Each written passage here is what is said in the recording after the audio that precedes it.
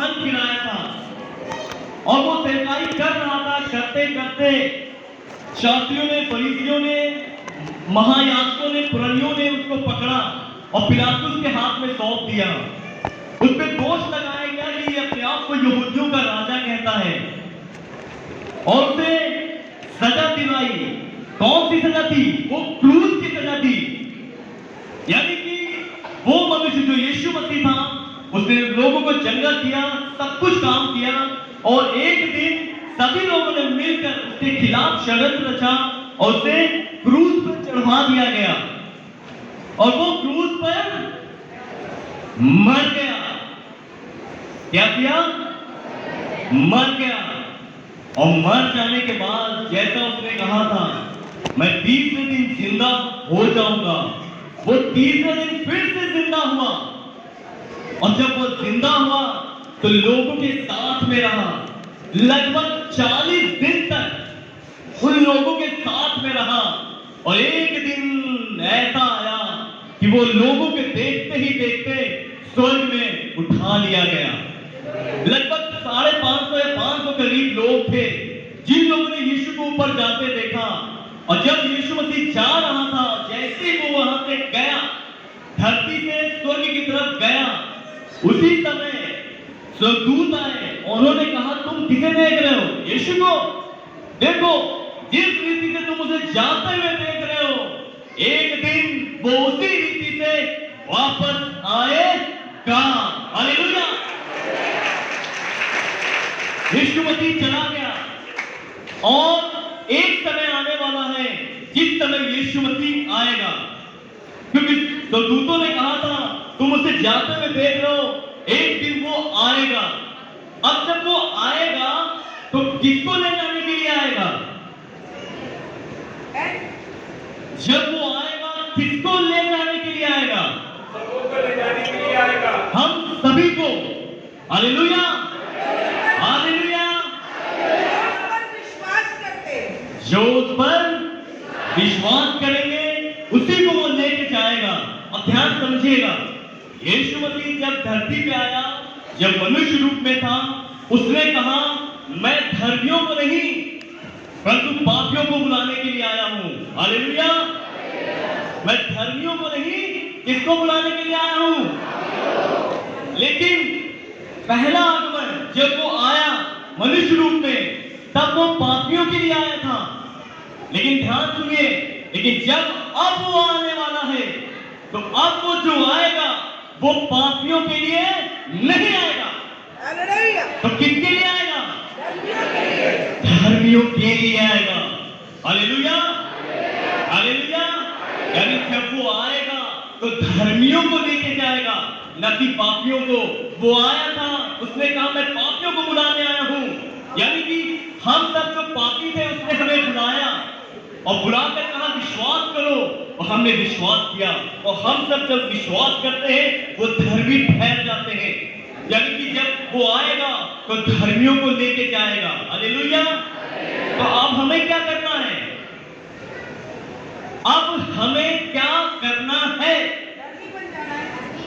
उसका इंतजार करना है, वो आए और हमको लेके जाए। हालेलुया। हमने से हर एक मनुष्य, जितने भी मसीही लोग हैं, वो कहते हैं, प्रभु जल्दी आ जा, हे प्रभु जल्दी आ जा। सोचिए, अगर वो आ जाए और अगर हम धर्मी ना ठहरे, तब क्या होगा? हम कहेंगे, प्रभु चला जा, हे प्रभु तू चला जा, क्योंकि तू मुझे लेके नहीं जा रहा है। हालेलुया। वो आएगा, फिर धर्मियों को लेके जाएगा। मान लीजिए हम सब चिल्ला रहे हैं, प्रभु आ, अरे तूने कहा था अब आऊंगा, अब आऊंगा, आऊंगा, आऊंगा, कब आएगा प्रभु? मान लीजिए अभी आ जाए और हमें ना ले जाए, तब हम क्या कहेंगे? चला जा प्रभु, तू चला जा, फिर से आना। अभी मैं पापी हूं, धर्मी बनने की कोशिश में लगा हूं, मैं अभी पाप कर रहा था, छोड़ नहीं पाया हूं, तू चला जा। क्या वो चला जाएगा? नहीं, वो आएगा एक बार, और एक बार ही जब आएगा, जितने भी लोग धर्मी होंगे सिर्फ वो ही लोग जाएंगे और जो लोग धर्मी नहीं होंगे वो यहीं पे रह जाएंगे, उनको दोबारा मन फिराव का मौका वो नहीं देगा, उस समय नहीं देगा कि वो लेके जाए। हालेलुया। तो अब हमें क्या करना है? लिखा है जागते रहो, प्रार्थना करते रहो, तैयार रहो। हमें तैयारी करनी है, हमें जागते रहना है। यीशु ने कहा अगर कोई घर का मालिक ये जानता कि चोर किस घड़ी आएगा, चलिए छोड़िए उनकी बात को, एक बात हम पूछते हैं, अगर आपको पता चल जाए कि आपके घर पे डाका डरने वाला है, डाका पड़ने वाला है, चोरी होने वाली है, आप क्या करेंगे? सो जाएंगे जाकर? क्या करेंगे? पहले तो पुलिस को इत्तला कर देंगे, पूरी तैयारी करेंगे, पुलिस को खबर कर देंगे, सुनिए साहब मेरे घर में चोरी होने वाली है। फिर अपने घर के दरवाजे खिड़की कायदे से बंद कर देंगे और बैठकर जागते रहेंगे, कहीं से चोर आ ना जाए। मसीह कहते हैं जागते रहो। जैसे घर का स्वामी जागता रहता है वैसे तुम जागते रहो। क्या आपको पता है मसीह किस दिन आएगा? नहीं, हमें भी नहीं पता, लेकिन आएगा ये निश्चित है। आइए वचन को पढ़ते हैं, मत्ती रचित सुसमाचार, मत्ती की पुस्तक उसका 24 अध्याय उसका 36 यानी 36 पद को पढ़ेंगे। उस दिन और उस घड़ी के विषय में, उस घड़ी के विषय में कोई नहीं जानता। कौन जानता है? कोई भी नहीं जानता, ना स्वर्ग के ना ही स्वर्ग के दूत, ना पुत्र, ना ही पुत्र, परंतु केवल पिता। परंतु केवल पिता। पुत्र को भी नहीं पता किस दिन वो आएगा। सब बहुतों का सवाल होगा, यीशु अगर खुदा है, यीशु अगर प्रभु है, तो उसे क्यों नहीं पता कि वो किस दिन आने वाला है? आपने शायद ध्यान नहीं दिया, यीशु मसीह ने कहा था कि जो अधिकार मेरे पिता ने मुझे दिया है उसी के अधिकार से मैं काम करता हूं। ध्यान समझिएगा, यहूदी विवाह के अंतर्गत एक दूल्हा होता था और दूल्हे का पिता ही दूल्हे को आज्ञा देता था कि जा दुल्हन को लेके आ। उसी को रिप्रेजेंट करते हुए यीशु मसीह कह रहे हैं मैं दूल्हा हूं और तुम सब दुल्हन हो। मैं तुम्हें लेने तभी आऊंगा जब मेरा पिता कहेगा। मैं भी नहीं जानता मैं किस दिन आने वाला। सोचिए, वो कह रहा मुझे भी नहीं पता। आगे बढ़े। जैसे नूह के दिन थे, एक हिंट दिया है उसने, यीशु मसीह ने एक हिंट दिया कि अंत के समय में जब मैं आने वाला होगा तो क्या चिन्ह होगा। सुनिए, जैसे नूह के दिन थे वैसे ही मनुष्य के पुत्र का, वैसे ही मनुष्य के पुत्र का आना भी होगा। आना भी होगा। क्योंकि जैसे जल प्रलय से पहले, जैसे जल प्रलय से पहले के दिनों में, पहले के दिनों में जिस दिन तक नूह का जहाज पर न चढ़ा, नूह जहाज पर नहीं चढ़ा था, उस दिन तक लोग खाते पीते थे और उनमें विवाह होते थे। आगे बढ़ेंगे। और जब तक जल प्रलय आकर उन सबको बहा न ले गया, सबको बहा के नहीं ले गया, तब तक उनको कुछ भी मालूम न पड़ा। ध्यान सुनिए, यीशु मसीह ने कहा एक चिन्ह मैं तुम्हें देता हूँ। क्या है गुरु? क्या है वो चिन्ह? यीशु मसीह ने कहा वो चिन्ह ये होगा कि जैसे नूह के दिन थे वैसे ही मनुष्य के पुत्र का आना होगा। नूह के दिन आप लोगों ने अगर पढ़ा है नूह के विषय में तो अच्छी बात है, नहीं पढ़ा तो पढ़िएगा, उत्पत्ति 6 अध्याय में आपको मिलेगा। जैसे नूह के दिन थे वैसे ही मनुष्य का पुत्र का आना होगा। तो नूह के दिनों में ऐसा क्या हुआ था? यीशु मसीह ने अपने आने के टाइम को नूह के समय से क्यों जोड़ दिया? आखिर नूह के दिनों में ऐसा क्या होता था? जब आप उत्पत्ति 6 अध्याय पढ़ेंगे उसमें लिखा मिलेगा आपको, पूरी धरती पर सिर्फ एक ही मनुष्य था, वो नूह था जो खरा था, जो अपने समय के लोगों में खरा था और परमेश्वर के साथ चलता था। बाकी जितने भी लोग थे वो पाप कर रहे थे। क्या कर रहे थे? क्या कर रहे थे? क्या कर रहे थे? नूह कैसा था? धर्मी, खरा और परमेश्वर के साथ चलने वाला मनुष्य था। जब परमेश्वर ने धरती पर दृष्टि की, उसने देखा सिर्फ एक ही मनुष्य है जो सच्चा है, जो धर्मी है। वो आया, उसने नूह से बातें की और नूह से कहा, सुनो, मैं इस दुनिया को खत्म करने जा रहा हूं। प्रभु, मैं कैसे बचूंगा? प्रभु ने कहा, तुम्हारे लिए एक उपाय करता हूं, सुनो, तुम एक जहाज बना लो, एक जहाज जिसमें तुम और तुम्हारा पूरा परिवार उसमें बैठ जाएगा और मैं सारी दुनिया को तबाह करने जा रहा हूं। क्यों? क्योंकि सारी दुनिया में पाप ही पाप, पाप ही पाप, पाप ही पाप बढ़ गया है। नूह ने कहा, ठीक है। नूह ने एक जहाज बनाया। अब पता है आपको, नूह ने जो जहाज बनाया था, उस जहाज को बनाने में कितने साल लग गए थे? नूह ने जो जहाज बनाया, जब परमेश्वर उससे बातें की, तब वो 500 वर्ष का था। लेकिन जब जल प्रलय पृथ्वी पे आया, तब वो 600 वर्ष का था। कितने साल डिफरेंस है दोनों के बीच में? 100 सालों का डिफरेंस। अब ध्यान सुनिए, एक मनुष्य नूह था। परमेश्वर ने नूह से कहा, मैं दुनिया को खत्म करने जा रहा हूं, तुम एक जहाज बनाओ। वो जहाज बनाने में लग गया, उसको बनाने में 100 साल लग गए। उन 100 सालों में क्या उसने किसी को ये नहीं बताया होगा कि खुदा जो परमेश्वर है वो पूरी दुनिया को खत्म करने जा रहा है? क्या उसने किसी से नहीं बताया होगा?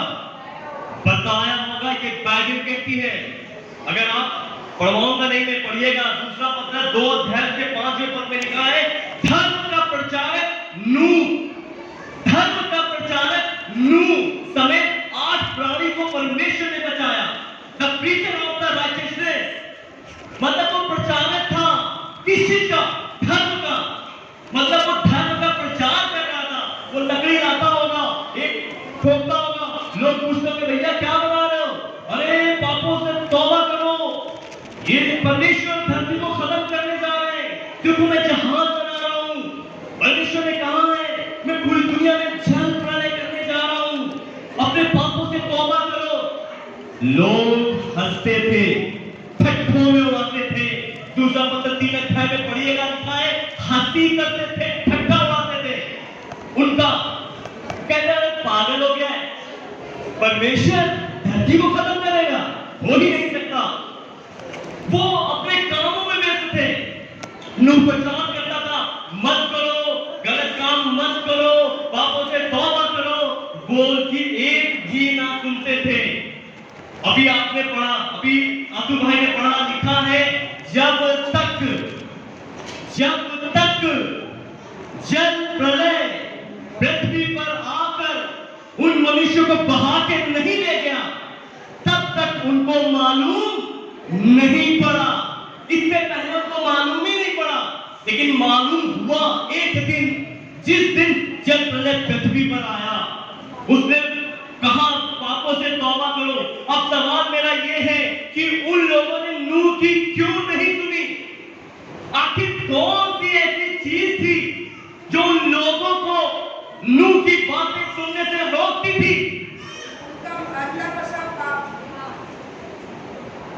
आखिर वो कौन सी चीज थी जो परमेश्वर का, जो भक्त का नूह, जो दिन रात मेहनत कर रहा है, लगभग 100 साल, पूछिए 100 सालों तक प्रचार करता गया। हे लोगों, हे मेरे रिश्तेदारों, उसकी एक पत्नी थी, 3 बच्चे थे और 3 बहू थी। सोचिए, उसकी पत्नी के रिश्तेदार भी होंगे, उनको भी बताया होगा, रिश्तेदारों में ठट्ठा उड़ाया होगा। उसके बेटे के भी रिश्तेदार होंगे, उसकी बहू के भी रिश्तेदार होंगे। किसी ने भी लिखा विश्वास नहीं किया था। आप जब परमेश्वर के पीछे चलेंगे, हो सकता है रिश्तेदारों की नजर में आप ठट्ठा करने वाले जान पड़ेंगे। वो आपका मजाक उड़ाएंगे, आपका उपहास करेंगे, आपको बड़ा बुरा भला कहेंगे, जैसे नूह को कहा गया। मेरा सवाल यह कि आखिर कौन सी चीज थी जो लोगों को नूह की बातें करने से रोकती थी?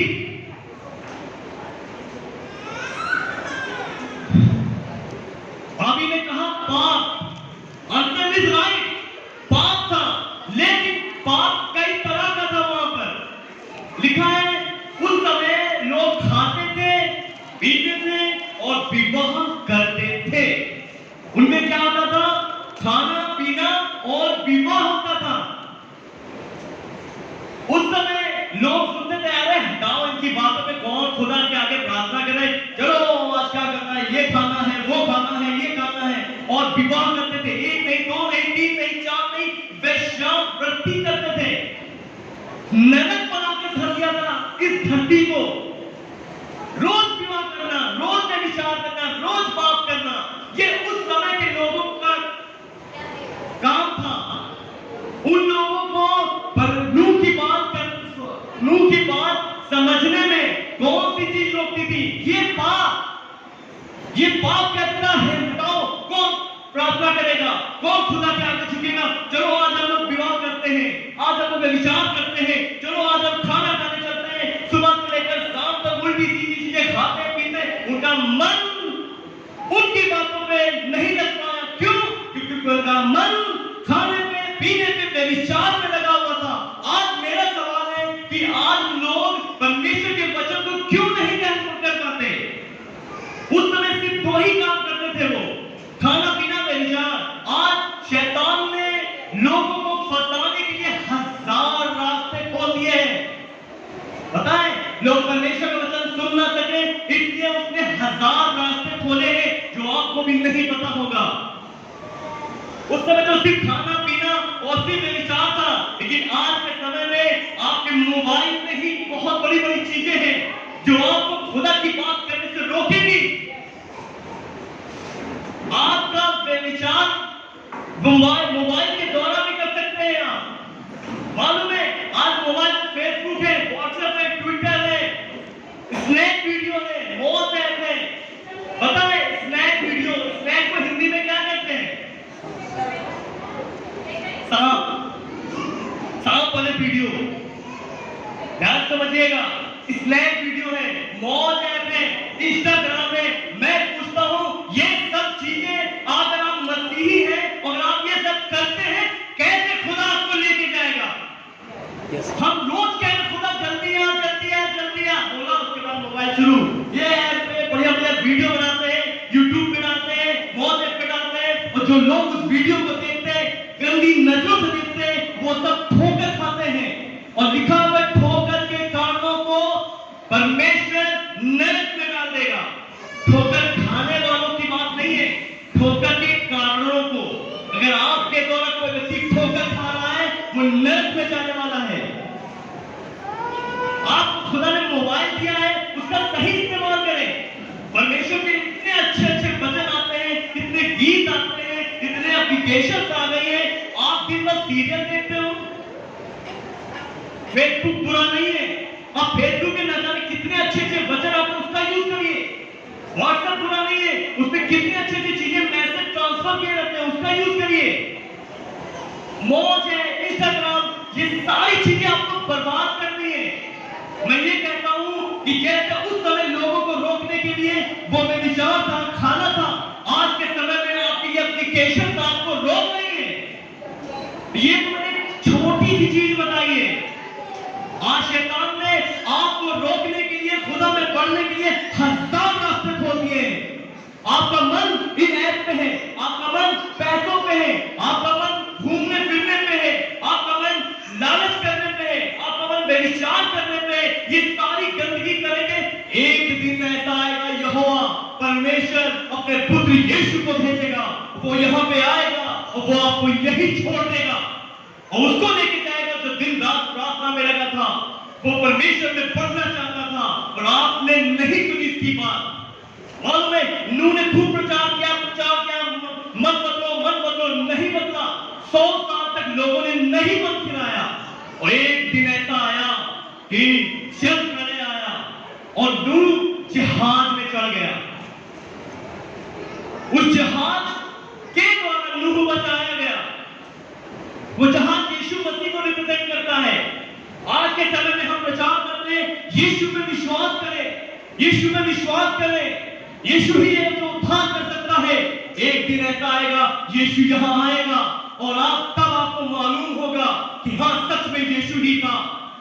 वो लोग जहाज में चढ़ गए, उनका जो बचाव हुआ वो जहाज के द्वारा हुआ, और जो हमारा बचाव होगा वो यीशु मसीह पे विश्वास के द्वारा होगा।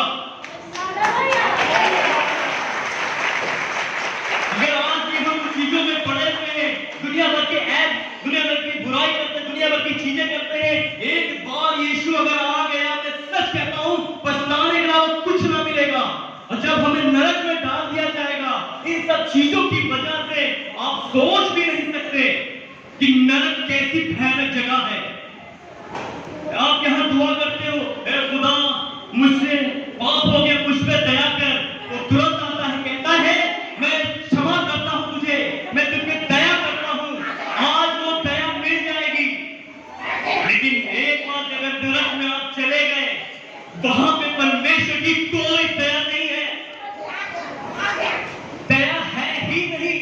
आप नरक में जाकर चाहे कितना चिल्लाएंगे, चाहे कितना कहेंगे प्रभु मुझे मौका दे दो, प्रभु मुझे मौका दे दो, प्रभु एक मौका दे दो प्रभु, कि मैं अपना कोई गंदा काम नहीं करूंगा, प्रभु एक मौका दे दो। नरक में जाने के बाद एक मौका हमें नहीं मिलने वाला। आज का वो दिन है कि हम अपने उन बुराइयों से, उन फालतू की चीजों से मन हटाकर परमेश्वर के वचन की ओर लगाए। यीशु ने कहा जैसे नूह के दिन थे वैसे ही मनुष्य के पुत्र का आना होगा। नूह के दिनों में आखिर क्या हुआ? नूह के दिनों में नूह ने प्रचार किया कि हे लोगों मन फिराओ। लोगों ने अपने मन को परमेश्वर के वचन से हटाकर दुनिया में लगाया, और अंत के समय में ऐसा होगा कि लोग परमेश्वर के खरे वचन को नहीं सुन पाएंगे, और वो अपने दिल, अपने दिमाग को, अपनी सोच को दुनियावी चीजों में लगा लेंगे। यीशु मसीह ने एक संकेत दिया, एक ऐसा संकेत दिया कि आज भी हम उस चीज को ग्रहण करें, हम ये विश्वास करें। अगर हम गलत चीजों का यूज कर रहे हैं, आज अभी इसी बात की फैसला करें, है प्रभु मुझे नहीं पता था ये गलत है, आज मैं प्रार्थना करता हूं या करती हूं, आज अभी इसी वक्त ये सब चीजें छोड़ रही हूं मैं।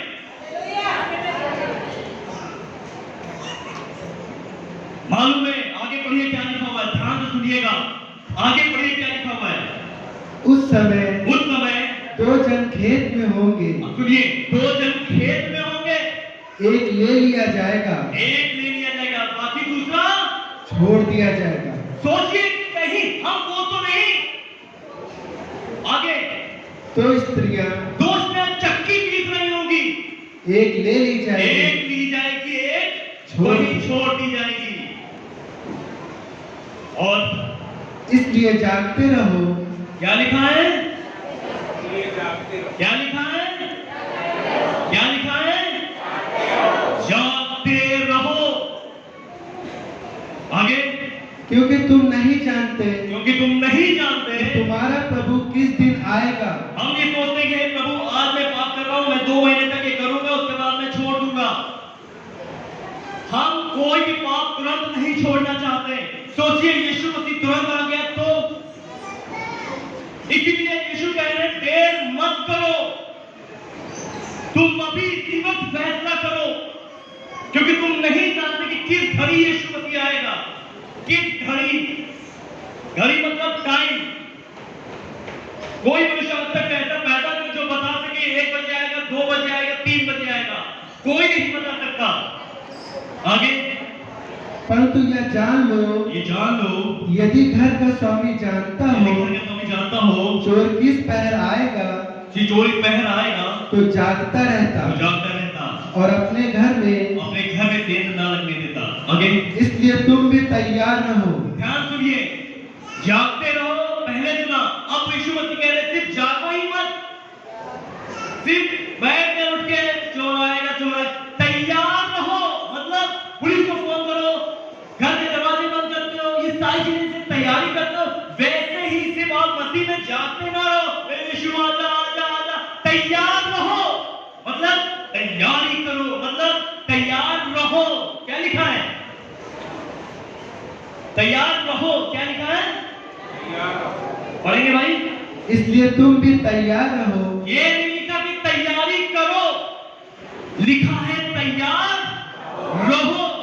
तैयारी करना नहीं है, हमेशा रेडी रहना है, और ऐसे रेडी रहना है कि यीशु चाहे अभी आ जाए, चाहे 1 घंटे बाद आ जाए, चाहे कल आए, या 1 साल बाद आए, या 10 साल बाद, या 20 साल बाद आए, चाहे 1 सेकंड के बाद आए, मैं हमेशा रेडी हूं उस खुदा के सामने खड़े होने के लिए। इस चीज के लिए तैयार रहो। मतलब अभी इसी वक्त में अपने जीवन में उन पापों को छोड़ दो। हालेलुया। एक और वचन पढ़ेंगे, इसी के आगे मिलेगा मत्ती 25 अध्याय, उसके पहले पद से ध्यान से सुनिएगा। पढ़िए भाई। स्वर्ग का राज स्वर्ग का राज उन 10 कुंवारियों के समान होगा 10 कुंवारी के समान होगा जो अपनी मसाले जो लेकर मसाले लेकर दूल्हे से भेंट करने को दूल्हे से निकली। भेंट करने को निकली। उनमें 5 मूर्ख उसमें 5 मूर्ख थे और 5 समझदार थी। 5 समझदार थी। मूर्खों ने अपनी मसाले तो ली, मूर्खों ने अपनी मसाले ली परंतु अपने साथ तेल नहीं अपने लिया। तेल ना लिया। आगे परंतु समझदारों ने समझदारों ने अपनी मसालों के साथ अपनी मसालों के साथ अपनी कुप्पियों में अपनी कुप्पियों में तेल भी भर लिया। तेल भी भर लिया। जब दूल्हे के आने में देर हुई जब दूल्हा आने में देर करने लगा तो वे सब ऊँघने लगी। सब ऊँघने लगी और सो गई। फिर आगे आधी रात को धूम मची। आधी रात को धूम मची। देखो दूल्हा आ रहा देखो है, दूल्हा आ रहा है, उससे भेंट करने के लिए चलो। चलो चलो चलो दूल्हा आ रहा है। फिर तब वे सब कुंवारियां वो सब कुंवारियां उठकर अपनी मसाले उठकर अपने मसाले ठीक करने लगी। और मूर्खों ने समझदारों से कहा, अब मूर्खों के पास तेल तो था नहीं। अब उन्होंने समझदारों से कहा अपने तेल में से कुछ हमें भी दो, हमें कुछ तेल दे दो क्योंकि हमारे मसाले बुझी जा रहे हमारी हैं। तो मसाले बुझ रही हैं। परंतु समझदारों ने उत्तर दिया, समझदारों ने उत्तर दिया कदाचित नहीं, कदाचित नहीं, या हमारे ये हमारे और तुम्हारे लिए पूरा ना हो। हमारे लिए पूरा नहीं हो सकता। भला तो यह है भला तो ये है कि तुम बेचने वालों के पास जाओ जाकर, बेचने वाले के पास जाओ वहां से मोल ले लो। जब वे मोल लेने को जा रही थी, जब वो मोल लेने यानी खरीदने के लिए तेल जा रही थी, दूल्हा आ पहुंचा दूल्हा आ गया और जो तैयार थी और जो कैसी थी तैयारी कर रही थी तैयारी कर रही थी। आज भी गलत काम कर रहा हूं मैं, कल छोड़ दूंगा प्रभु, मैं पूरी कोशिश में लगा हूं। आज नहीं मुझसे सिगरेट नहीं छूटती, दारू नहीं छूटता, आज में बुराई नहीं छूटता, आज में ये ऐप का यूज करना बंद नहीं होता, ये शॉपिंग करना बंद नहीं होता, ये खाने का शौक बंद नहीं होता। आज नहीं होता, मैं तैयारी कर रहा हूं, मैं कल छोड़ दूंगा। नहीं, लिखा है तैयार थी। जब तक आप कुर्बानी नहीं देंगे उसकी महिमा नहीं देखने पाएंगे। यीशु ने अपने जिस्म की अपने आप की कुर्बानी दी और उसने इतने करोड़ों की भीड़ की एक फल उत्पन्न किया है। हमें भी जब मसीह के पीछे आएंगे कुर्बानी देनी होगी और यही कुर्बानी ये रिप्रेजेंट करते हैं कि आप खुदा से कितनी मोहब्बत करते हैं। कि आप खुदा से मोहब्बत करते हैं, आपको उन चीजों को छोड़ना होगा जो आपको एंटरटेन करती है। वो एंटरटेनमेंट जो आपको पाप की ओर ले जा रहा है, खुदा से अगर आप मोहब्बत करते हैं उस एंटरटेनमेंट को छोड़ना पड़ेगा। वो चीजें जिसमें आपको आनंद मिलता है, व्यभिचार करने में आनंद मिलता है, ज्यादा खाने में आनंद मिलता है, ज्यादा सोने में आनंद मिलता है, इस ऐप को यूज करने में आनंद मिलता है। लोगों के सामने मेरी पॉपुलैरिटी बढ़ती है, मैं फेमस हो जाता हूं, इस ऐप का यूज करके मैं खूब पैसे कमा सकता हूं। मालूम है आपको उन सब चीजों की कुर्बानी देनी ही होगी। जब तक आप कुर्बानी नहीं देंगे आप तैयार नहीं है। आप सिर्फ चिल्लाते रहे, हम अगर चिल्लाते रहे प्रभु आजा आजा आजा और रोज वही काम कर रहे हैं, अगर हम रोज वही काम कर रहे हैं जिसको खुदा चाहता है कि हम ना करें, वो हमें लेकर नहीं जाएगा। तो जरूरी क्या है, तैयारी करना या फिर उसको पुकारते रहना है यीशु आ। जरूरी क्या है, जरूरी क्या है, अपने आप को तैयार करना कि जब यीशु आए मैं उसके सामने खड़े रह सकूं, जब मैं खड़ा रह सकूं। मालूम है इन लोगों ने, आप अगर ध्यान से नहीं सुना तो मैं बता देता हूं, 10 कुंवारियां हैं और ये दूल्हे का इंतजार कर रही हैं और 5 बुद्धिमान है, 5 मूर्ख हैं, 5 के पास मसाल में तेल है और 5 के पास तेल नहीं लिया, उन्होंने कुप्पी में अलग से तेल नहीं लिया है और आधी रात हुई और वो सो गई।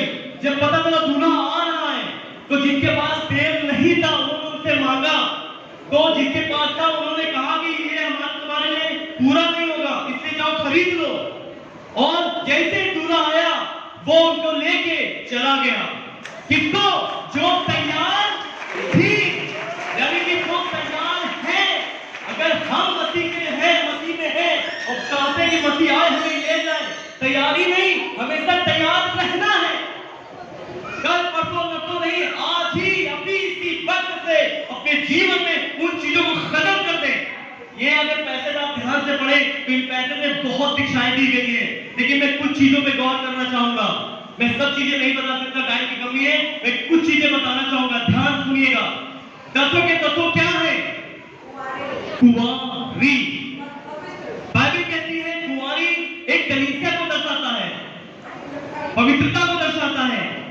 ठीक है, ध्यान समझिएगा, ये 10 कुंवारी है और 10 कलीसिया को रिप्रेजेंट करती है, मतलब ये सब एक कलीसिया है, समझ लीजिए। अब सवाल ये है, क्या सभी के सभी वहां गई? नहीं, आगे आपने सुना नहीं था, इसलिए आप आगे पढ़ते भाई जरा, इसी के आगे, तब आपको ज्यादा समझ में आएगा। आगे पढ़े। वे उसके साथ विवाह के घर में चली गई, जो तैयार थी वो विवाह के घर में चली गई और द्वार बंद कर दिया गया। इसके बाद वे दूसरी कुंवारियां भी थी, वो फिर आई। वो कहने लगी, आप ध्यान सुनिए, वो कहने लगी, हे स्वामी, हे स्वामी, हे स्वामी, हे स्वामी, हमारे लिए द्वार खोल दे। जो दरवाजा बंद कर दिया है उसे खोल दो। उसने उत्तर दिया, मैं तुमसे सच कहता हूँ, मैं तुम्हें नहीं जानता। Hallelujah, hallelujah. 10 में 10 कुंवारी हैं, उसमें 5 बुद्धिमान हैं और 5 मूर्ख हैं। लेकिन एक सवाल ये है कि जब 10 कुंवारी हैं, यीशु मसीह 10 को क्यों नहीं लेके गया? ये कुंवारी कलीसिया को दर्शाती है। इसका मतलब ये है कि इस दुनिया में जितनी भी कलीसियाएं हैं वे सब स्वर्ग नहीं जाने वाली। कलीसिया का मतलब बिल्डिंग नहीं है, ध्यान समझिएगा। कलीसिया का मतलब विश्वासी लोगों का एक समूह है। हम सब मिलकर एक कलीसिया है। और जब यीशु आएगा, ये जरूरी नहीं है कि आप डेली चर्च जाते थे तभी आप स्वर्ग चले जाओगे, नहीं। जरूरी है तेल का होना। इसका मतलब ये है कि जितने भी लोग अपने आप को कलीसिया में कहते मैं कलीसिया जा रहा हूं, अपने आप को कुंवारी समझते हैं, वे सब स्वर्ग नहीं जाने वाले। वही जाएंगे जिनके पास तेल होगा। और ये तेल है क्या? This is the anointing, means Abhishek of Holi spirit. ये पवित्र आत्मा का अभिषेक, एक शब्दों में कह सकते हैं ये एक पवित्र आत्मा है जो हमें अभिषेक से भरता है। अब आपको लगेगा दूर से देखने पर 2 जने एक साथ खेत में थे, दोनों मनुष्य थे, एक ही उठा लिया गया। 2 औरतें चक्की पीस रही थी, दोनों ही औरतें एक ही उठा ली गई। 10 कुंवारी थी, उसमें सिर्फ 5 ही गई। ऐसे ही बहुत से कलीसिया में लोग आएंगे, आधे क्या, मैं आधे शब्द यूज नहीं कर सकता क्योंकि पता नहीं कितने लोग जाएंगे, लेकिन ये मैं जरूर कह सकता हूं जिसको उसने पवित्र आत्मा दी है, पवित्र आत्मा का अभिषेक मिला है, वो ही स्वर्ग जाने वाला है। अच्छा ठीक है, ये पवित्र आत्मा हमें मिली है और ये पवित्र आत्मा का अभिषेक मिला है, ये हम कैसे पहचानेंगे? मालूम है कैसे पहचानेंगे? अब आप मैं जो बोलने जा रहा हूं तो ध्यान सुनिएगा। आज के समय में अगर किसी के अंदर पवित्र आत्मा है और पवित्र आत्मा का अभिषेक है, उसकी पहचान जानते कैसे होती है? उसकी पहचान होती है वो मनुष्य किसी को चंगा कर देता है, वो किसी को जिंदा कर देता है। ओ yes, this is a very good master, जिसके अंदर जरूर परमेश्वर की आत्मा है।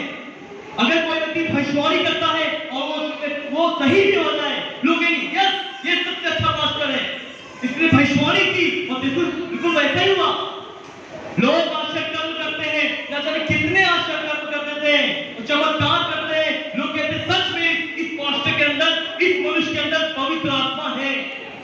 मालूम है, ऐसे हम ढूंढते हैं, ऐसे हमारी सोच है कि जिस पास्टर में, जिन लोगों में ये चीज होगी वही पवित्र आत्मा से भरा है, पर ये गलत है, ये 100% गलत है। और ये वचन पढ़ रहे हैं, अगर पढ़ रहा तो पढ़िए, मैं पढ़ दे रहा हूं। मत्ती 7:22 में लिखा हुआ है, उस दिन बहुत तेरे मेरे पास आकर कहेंगे, हम में क्या कहेंगे? हे प्रभु, मैंने तेरे नाम से बहुत से आश्चर्य कर्म किए। और लोग कहेंगे हे प्रभु, मैंने तेरे नाम से भविष्यवाणी की थी, हे प्रभु मैंने तो दुष्ट आत्मा को निकाला था। यीशु लिखा हुआ है 23 में, यीशु कह रहा है मैं तुमको कभी नहीं, मैंने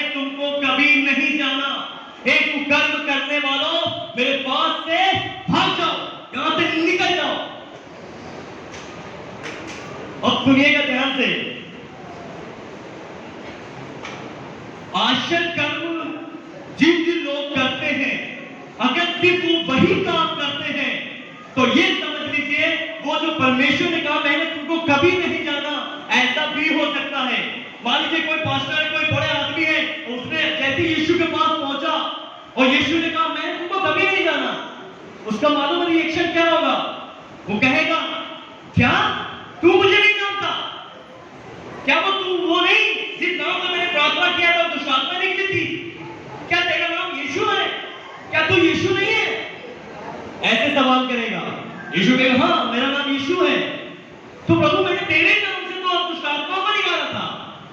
मालूम है आजकल लोग क्या कहते हैं? लोगों का कहना है वो पास्टर यीशु ही के तो नाम से काम करता है, यीशु ही के नाम से इतने बड़े बड़े चमत्कार करता है, अगर उसके अंदर पवित्र आत्मा का अभिषेक नहीं है वो कैसे काम कर रहा है?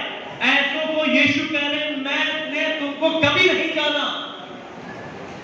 आप किसी के भरमाए में मत आए। यदि कोई पास्टर पवित्र आत्मा से भरा हुआ है और पवित्र आत्मा का अभिषेक से मिला है, वो आपको परमेश्वर के प्रेम के विषय में, आप अगर पापी है, पाप कर रहे हैं, आपको पाप के विषय में निरुत्तर करेगा, आपको धार्मिकता के विषय में निरुत्तर करेगा, आपको जागरूक करेगा। सुनो मेरे दोस्तों, मेरे भाइयों, पाप मत करो, बुराई मत करो। अगर कोई पास्टर पाप के विषय में आपको नहीं बताता, वो पवित्र आत्मा से परिपूर्ण नहीं है। और आपको वचन चाहिए, यूहन्ना 16:13 में लिखा हुआ है, जो वो पवित्र आत्मा का आएगा वो लोगों को पाप के विषय में, धार्मिकता के विषय में और न्याय के विषय में निरुत्तर करेगा। कहीं भी नहीं लिखा कि जब पवित्र आत्मा आएगा तुम जो है दुष्ट आत्मा को निकाल दोगे, बीमारी को चंगा कर दोगे। ये लिखा हुआ है कि जब पवित्र आत्मा आएगा तब तुम सामर्थ पाओगे। लेकिन जब पवित्र आत्मा के कामों की बात आती है, आराम से घर जाइए, यूहन्ना की किताब निकालिए, 16 अध्याय निकालिए, उसमें पवित्र आत्मा के कामों के विषय में दिया हुआ है। और पवित्र आत्मा का काम यह है कि वो आपको पाप के विषय में जागरूक कर सके, वो आपको बता सके। अगर कोई पास्टर सिर्फ चमत्कार करता है, चमत्कार करता है, भविष्यवाणी करता है, आश्चर्य कर्म करता है, और वो आपको पाप के विषय में नहीं बताता कि आप पाप कर रहे हैं, मत गिराओ, ऐसे पास्टर से दूर रहें। ये आपको नरक का रास्ता दिखा रहा है, ये आपको 100% नरक लेके जाएगा। ये वचन मैं नहीं, मत्ती 7:22 कह रहा है, 23 कह रहा है कि उस दिन बहुत से लोग यीशु के पास आएंगे, कहेंगे मैंने भविष्यवाणी की, आश्चर्य कर्म किया। यीशु से खुलकर कह देगा मैंने तुमको कभी नहीं जाना। अगर किसी पास्टर की आप सुनते हैं, किसी पास्टर को देखते हैं, किसी मनुष्य को देखते हैं, वो व्यक्ति सिर्फ चंगाई, चमत्कार, आश्चर्य, भविष्यवाणी की बातें करता है और आपको ये नहीं बताता कि मन फिराओ, जीवन बदलो, प्रभु को ग्रहण करो, नम्र बनो, दीन बनो। अगर ये सब चीजें नहीं बताता, ये समझ लीजिए आपको नरक का रास्ता दिखा रहा है। क्यों? वो खुद नरक जा रहा है। Hallelujah, hallelujah. इसलिए जानते रहे, वो 10 कुंवारियों में से 10 कुंवारी दिख रही थी, देखने में कुंवारी जैसी दिख रही थी। आज के समय में हर एक पास्टर आपको एक जैसा दिखाई देगा, हर एक मनुष्य एक ही जैसा दिखाई देगा, लेकिन कुछ ही लोग तो स्वर्ग जाएंगे और वो होंगे जिनके पास पवित्र आत्मा या फिर उसका अभिषेक होगा। Hallelujah, hallelujah. आज का वचन ये है कि हम सब तैयार रहें, तैयारी में जुटे नहीं, हम तैयार रहें। यीशु कभी भी आ सकता है, यीशु मसीह आने वाला है। अपने आप को तौबा करो, पापों से तौबा करें और यीशु को ग्रहण करें और अपने जीवन को पवित्र करें। हालेलुया। परमेश्वर वचन के द्वारा आप सभी को आशीष प्रदान करें, आशीष प्रदान करें, आशीष प्रदान करें, आशीष प्रदान करें, आशीष प्रदान